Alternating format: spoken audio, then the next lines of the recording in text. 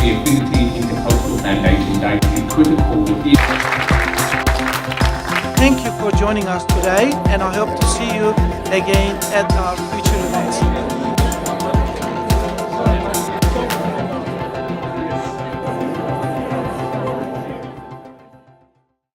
Hi. I'd like to begin by acknowledging the Gadigal people of the Eora Nation as the traditional owners and the custodians of the land on which we stand, and we pay our respects to their elders, both past and present. Hi everyone, my name's Lisa McMillan. I'm a member of the Affinity Advisory Board, and I'd like to welcome you to another Affinity Breakfast Lecture. For those of you who have never attended an Affinity event before, let me briefly introduce you to the organisation. Affinity was formed by a group of young Muslims in the year 2000. Their aim is to promote multiculturalism and foster intercultural and interfaith dialogue by building bridges between different groups and society. Basically, peace. To give you a brief idea of the wonderful work that Affinity does, they've put together a short recap video of their events in 2017, and we'd like to share that with you now.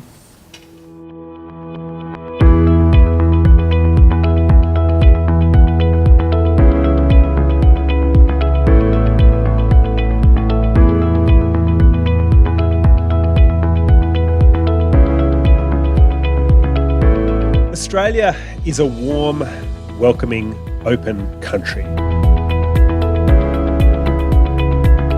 Having respect for all people, regardless of race, regardless of religion, regardless of gender, and very, very importantly, regardless of the colour of a person's skin. People of all kinds are seeing the differences, I think, a little more clearly. For me, it's about returning to the lived experience that people have on race and ensuring that we live up to the best of our traditions as a country. The culture that they set will be the culture they inherit. To be able to share more information, whether it's intelligence or case management material, whatever it is, faster and better. In addition, the Department of Social Services is working closely with other departments like Employment, Education and Training, Human Services and Immigration and Border Protection on improving employment outcomes for humanitarian entrants. And this has got to be the largest number that we've had here. The night is about you and us, and as a community. Learning from each other, that's what Australia allows us to do. We are working together to make New South Wales safer. In fact, we have done that for many, many years. As we've come from so many other lands that we were able to meet here as one. We are the most culturally diverse country in the world. We all learn a little bit more about ourselves and about our community. Ramadan is that time of year that Muslims go deep. They reset the clock, take extra time to consciously reflect on their lives and reaffirm their commitment to God and to the precious bonds that connect us all as family and brothers and sisters in humanity. Courage, dedication, mateship, a sense of fairness. What we have seen and experienced by words and music this evening are the sort of things that hold us together and enable us to move forward together. Inclusion is everyone's responsibility. A great career, and it's wonderful to see them in the context of a great organisation, Affinity. First of all, I'd like to thank our sponsors here, especially Mr. Ahmed Polat. Thank you so much. Thank you to the Foundation for the opportunity to be here. Faith is so profoundly important for our development and humanitarian work. Because we've got some expertise here that is, when it's brought together, is extremely valuable. So I asked the Vice President Global of Education for Microsoft, why? And those are the values that I would continue to advocate being taught in law schools in this country. From a UN report describes Yemen as now the world's worst humanitarian crisis. Thank you all for being here. Thank you, Ahmed, and the Affinity team for allowing me to speak, ladies and gentlemen.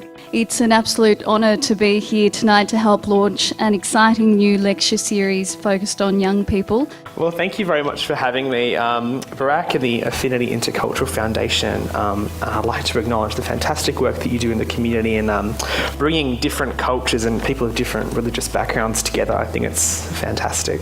How human rights safeguards children and young people. This is indeed a commendable goal, and I'm delighted to be here today to be part of that dialogue.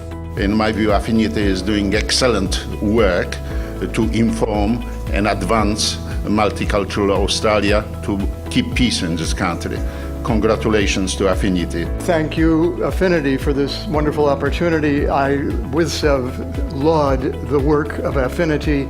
There is no other organization working in the field of interreligious relation that does it the way they do it and promote actual encounter of an ordinary sort between people of all sorts of diversities. I think it's heartwarming. It's one of the few things in life that really continue to give me hope and joy. Thank you for joining us today, and I hope to see you again at our future events. Thank you so much.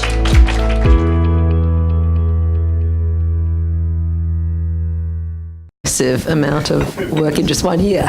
Fantastic work. I'd like to introduce today's facilitator, Natalie Armat. It gives me great pleasure to welcome you here today, Nat.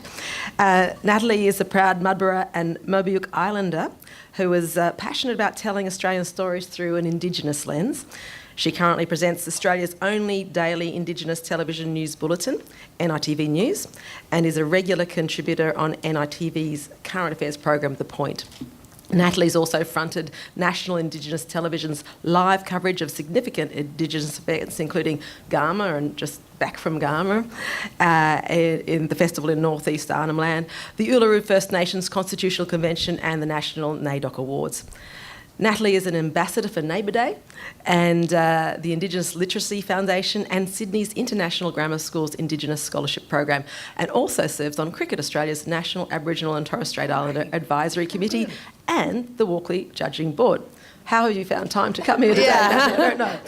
In 2015, Natalie was named Journalist of the Year at the Multicultural and Indigenous Media Awards, and she also won the 2012 Deadly Award for Community Broadcaster of the Year.